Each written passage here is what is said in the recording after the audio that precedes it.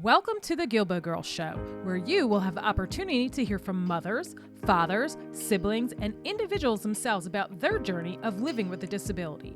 I know, it's called Guilbault Girls, but we have a bonus for you as we get the Guilbault boys to interview some of the dads and siblings to get their perspectives too. We'll also have special guests from time to time to share the many resources that are available to those living with a disability and their families. So get ready to laugh, smile, cry, maybe even get a little angry when you hear some of those stories of their day-to-day struggles. But let's not forget their many triumphs. As they say, it takes a village, and if it weren't for our village, we wouldn't be where we are today. So join us. So your family grows once again with Glory. So can you share her story with us? Yes. So Faith turned 1 September 18th, and then 1 month later, October. So October 9th, Glory was born. So I get a phone call from Brenda, my social worker, again, October 9th. And she said, Liz, we have another baby. Do you want her? And I said, yes, yes, yes, yes. I want her. I want her. And she said, okay, she'll be ready for you to pick her up in 2 days. And I said, okay, sounds good. And so, I texted my husband at work. I said, we're going to get another baby. I'm so excited. So I got that call on Wednesday, October 9th, when she was born. So then I went and picked her up 2 days later on that Friday. And I had known from the social worker that they have done a family history, and they knew pretty early that she would go adoption.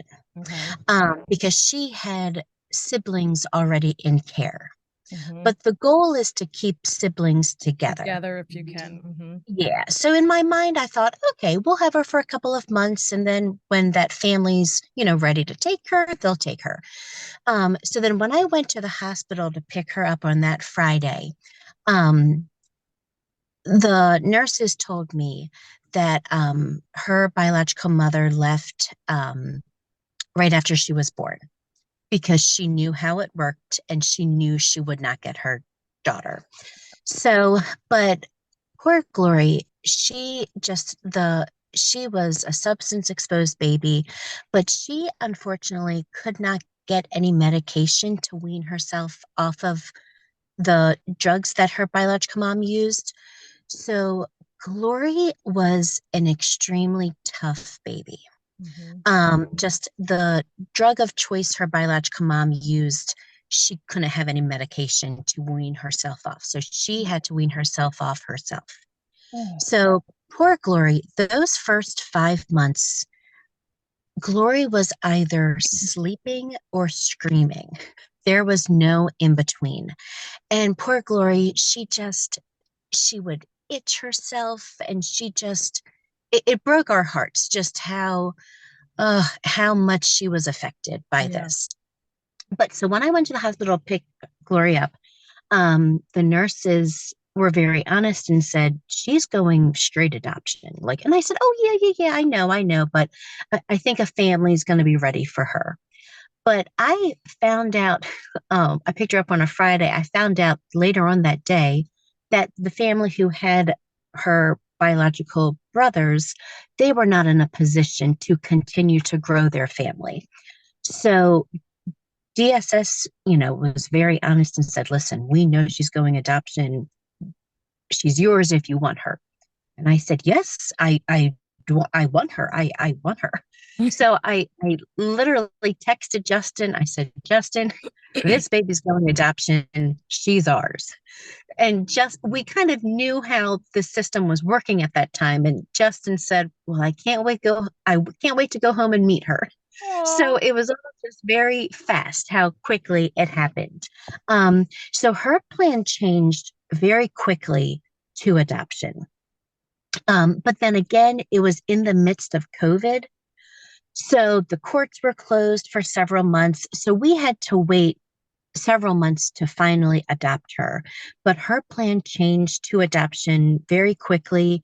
And we knew she was not going anywhere. We just kind of had to be patient and wait until the courts opened up after COVID in order to adopt her.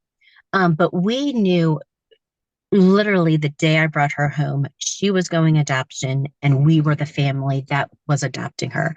And it's so funny that foster and adoption world, it's always changing. There's always so much that goes on. So when we try to explain it to our families and friends, it's so confusing Right. because they're like, I would say, oh, yeah, we're adopting Glory.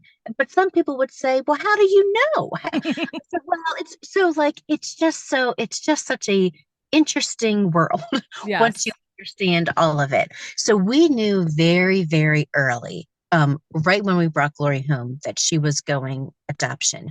But I had always thought she might have some challenges because her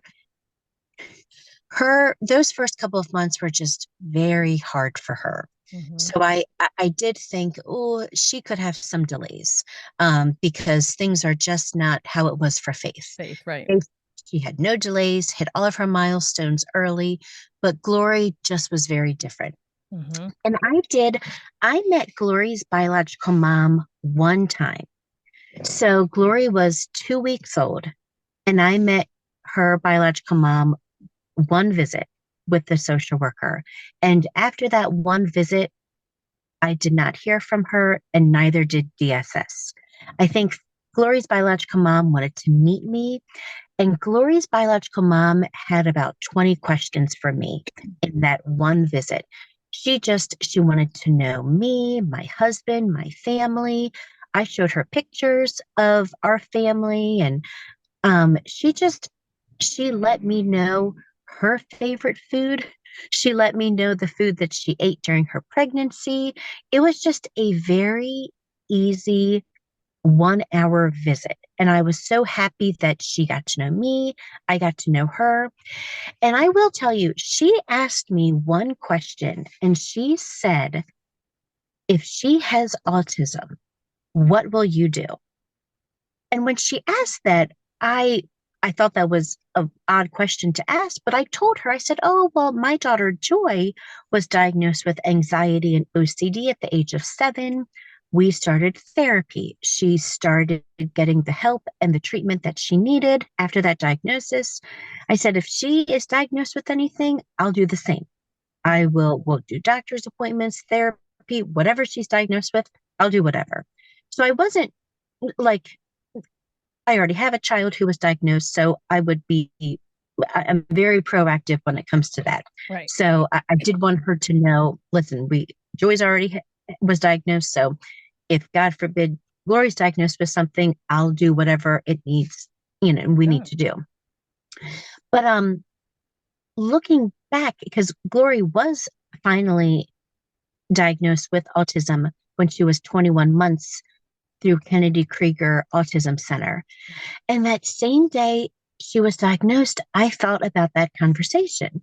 I thought, how interesting that her biological mom asked this exact question.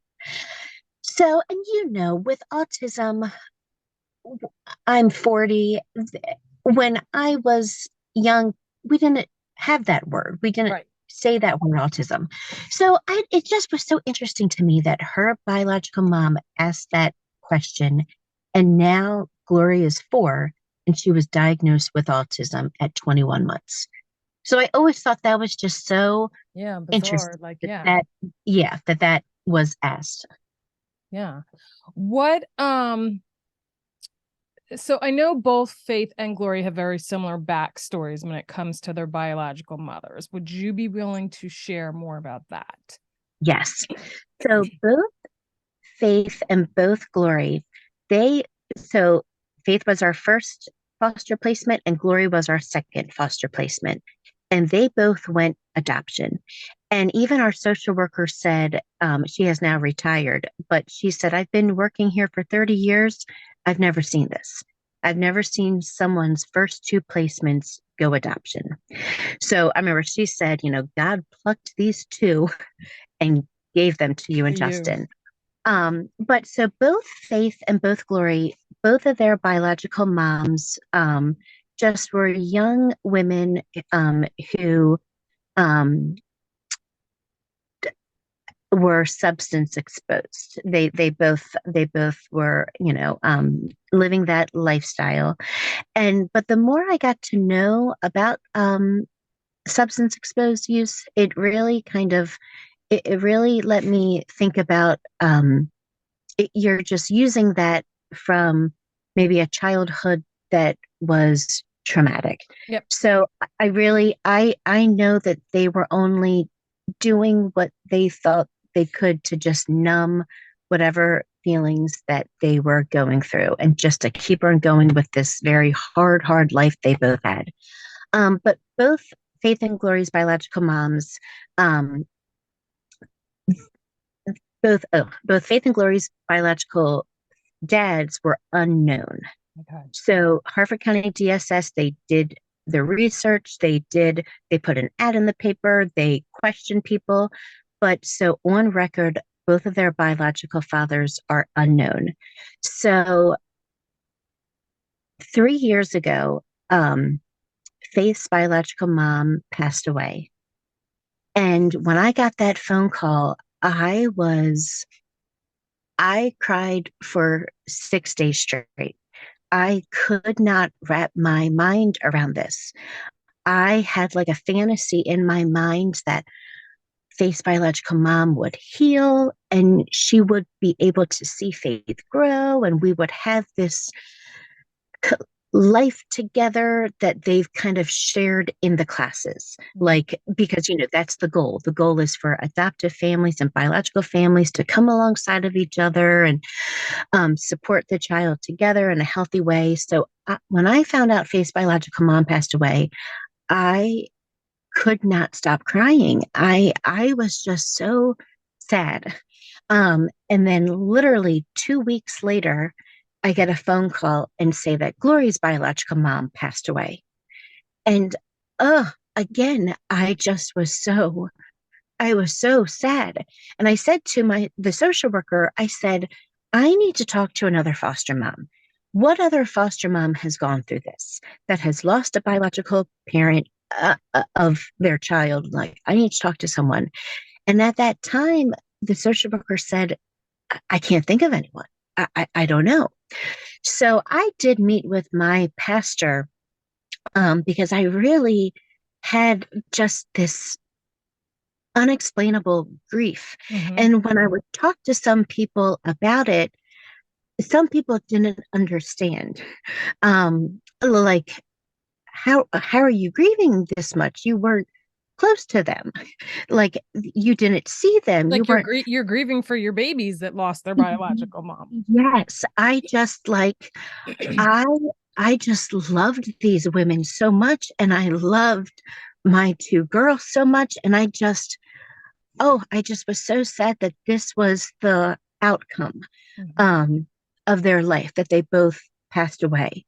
But then, after I talked to my pastor, and after it took me many, many months to heal and to like start talking about it, I just realized this was not about me. Like, I wanted this life of them to get healthy and come alongside of me.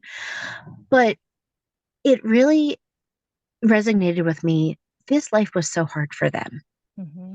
And it would be hard for them to, every birthday, every holiday that would come, they want to be with their biological daughter. Mm-hmm. So it really dawned on me, this life would be too hard for them to Mm-hmm. continue. And me sending pictures of them, of how good their biological daughters were doing, that would be just a wound that would just keep on reopening and reopening.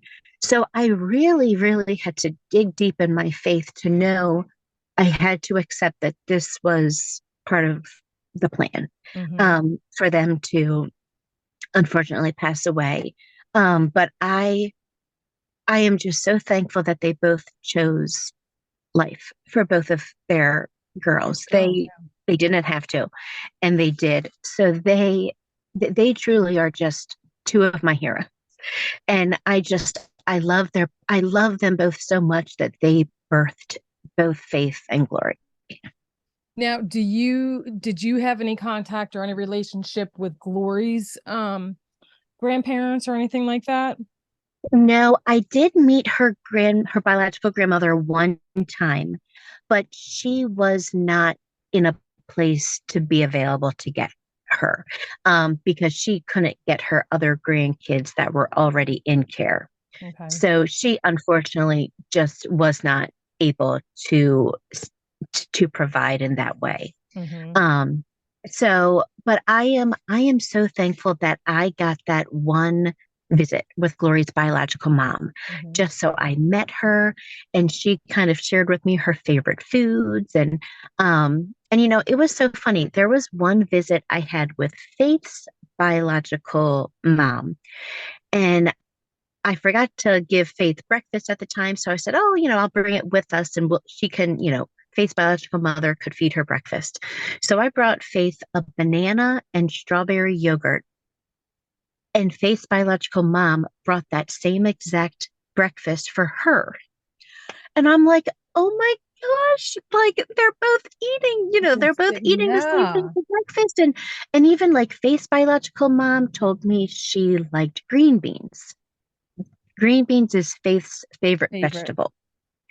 And even Glory's biological mom said that she loved Chinese food. Glory loves Chinese food. Chinese food. So it's Yeah. just the little pieces And of mhm. information that I have about their biological mom that I'm so happy that I had, Yeah. that I had this, because there's still to this day, there's questions that I have.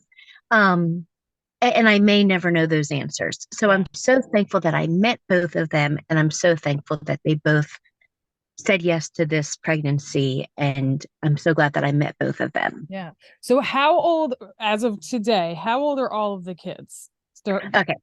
So my oldest, Hope, is 16 16. and Joy is 15. Okay. Luke is 11.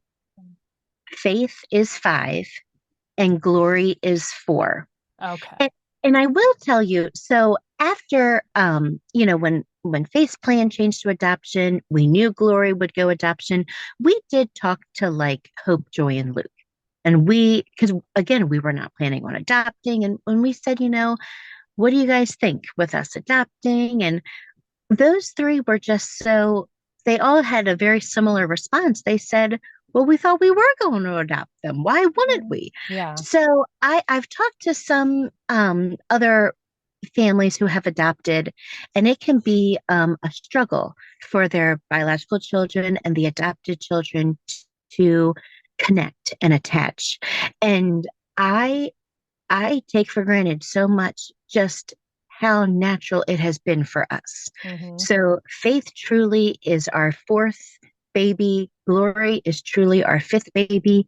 You would not know that adoption happened for Faith. Right. Right. Like you and Glory, you would know just because she is African American. Mm-hmm. But they just the natural dynamic that all the kids have, it really is a miracle. Yeah. We are so blessed that there's no division. Mm-hmm. Um, so I am just Justin and I are so thankful for that yes, we adopted our two younger ones, but you would just never know because our family just is so well Like a connected that well-oiled machine. yes, yes. So what is okay, so how many kids have you fostered in the last 6 years? And are you open to still fostering or just respite? Okay, so we have been a licensed foster home for 6 years, and we have had over 15 kids come into our house. Most of them are zeroed to two. So we've had 15. Um, we are open to have another baby come. We so in Maryland, once you hit the number 6, It's you cannot.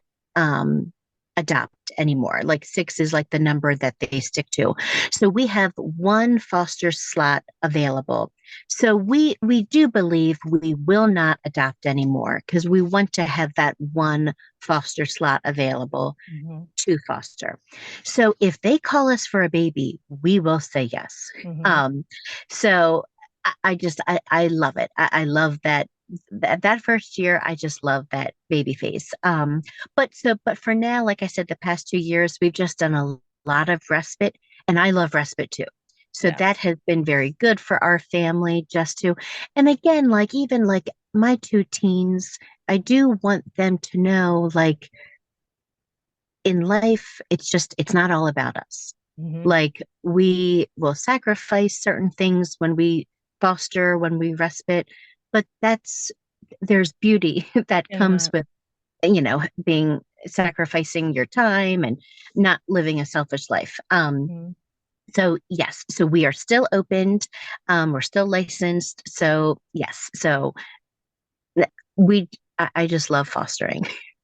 So, for someone who's considering becoming a foster parent, what would you want them to know? Is there one thing that you wish someone would have told you before fostering, whether, the good, the bad, and the ugly? Well, so with fostering, the goal is reunification. And that can be very hard Hard. because it's a very emotional process. Um, but in Maryland, we are a reunification state. So I do think there are some foster parents who may come into it wanting to adopt.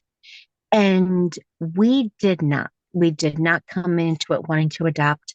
So it was such a beautiful surprise when both our girls went adoption.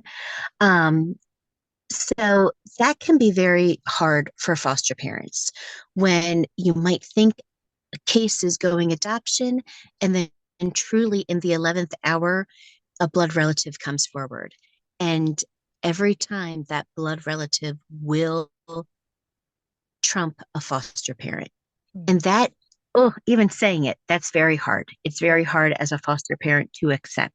But that's the way that foster care works. Mm-hmm. Um, but I, fostering just opened up my eyes to love and unconditional love. I lived a very sheltered life growing up. So did my husband.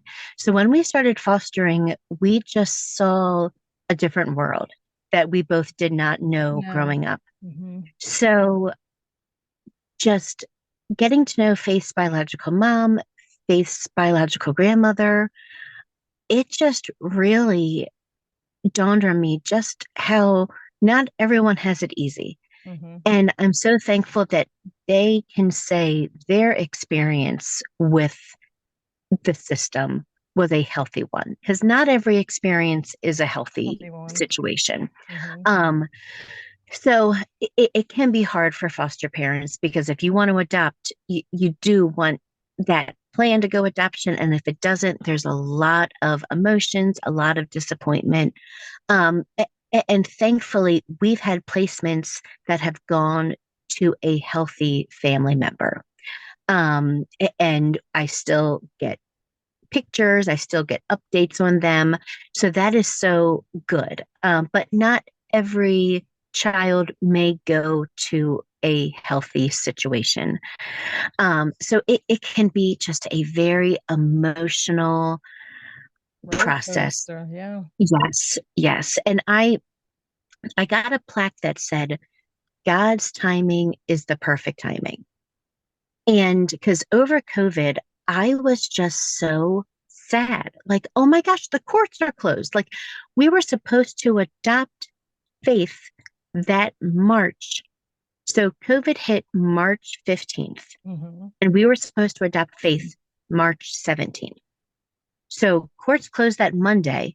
And I'm like, oh my gosh, we were supposed to have court in 2 days. It's so we had to wait a whole another year before we could adopt Faith. Mm-hmm. So that whole time over COVID, I just was like, oh my gosh, this is so frustrating. But God's timing is perfect. Yeah. And in the moment, when things happen in the time frame we don't want them to, we don't think that. Uh-huh. So looking back, it really has let me know God's timing is perfect. Yeah. So it just allowed our family more time to connect, more time to grow together. um, COVID was so good for our family just because Faith was 18 months, Glory was 6 months, and Hope and Joy were in middle school.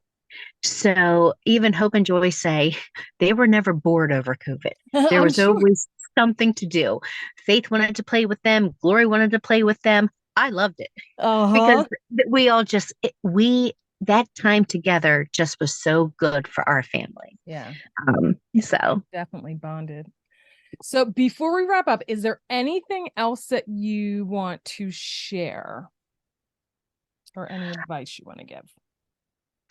so so with Glory having autism, I after she was diagnosed with autism, because she still wasn't adopted at the time, the social worker said, "All right, are you still going to adopt her? What do you want to do?"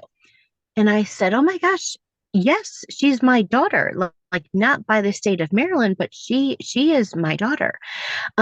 So when she was diagnosed with autism, Kennedy Krieger told us she had to start ABA therapy, OT, speech, all of the therapy for her just to kind of get to the best place for her.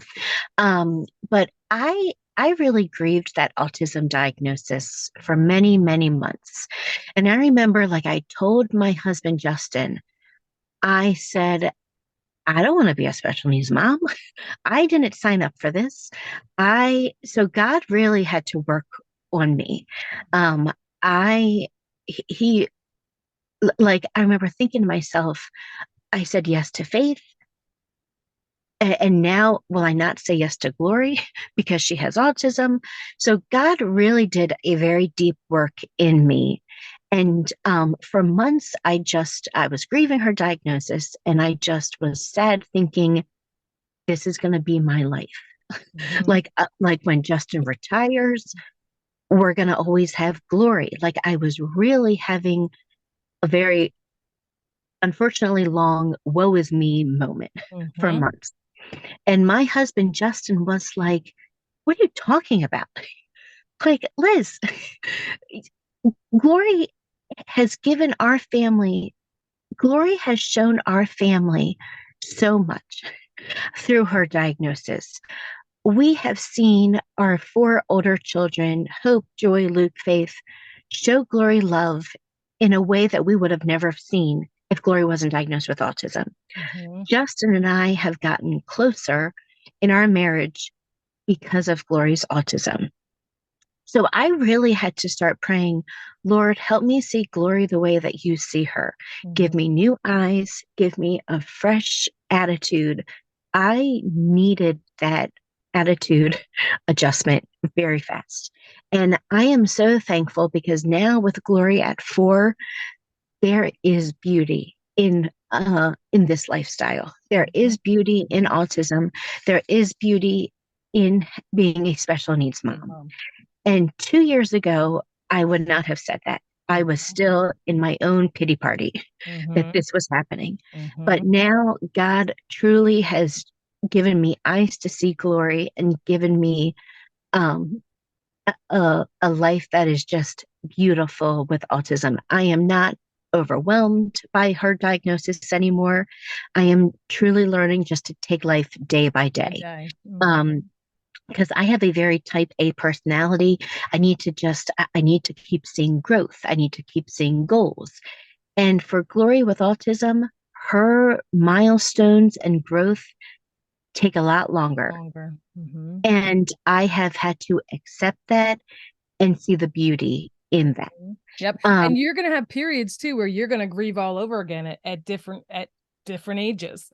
And because that's yeah, what I've been faced now, 20. And it's like, oh my gosh, there's times where it just hits you. It's like, oh yeah. uh, yes, yes. And I remember Justin said to me the day of diagnosis, Justin said, Glory is the same girl she was yesterday and the same girl she is today. Like for Justin, it was just so simple. It Mhm. wasn't, he wasn't even fazed by it.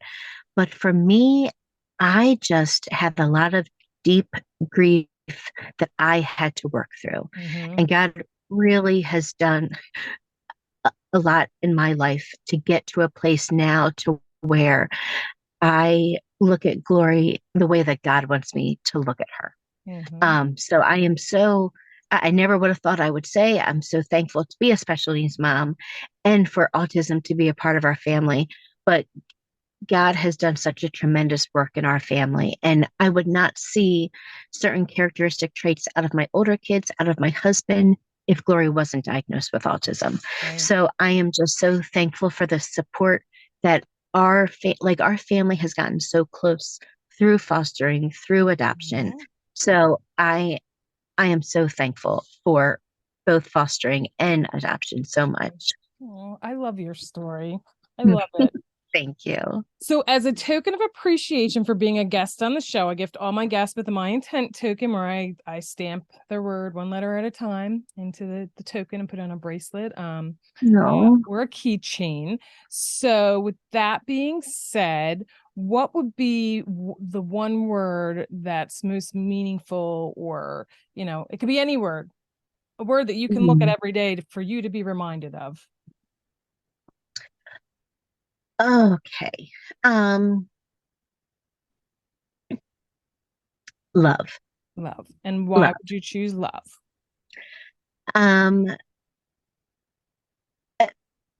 God has just shown me unconditional love through my husband, through all of my kids, through this whole journey.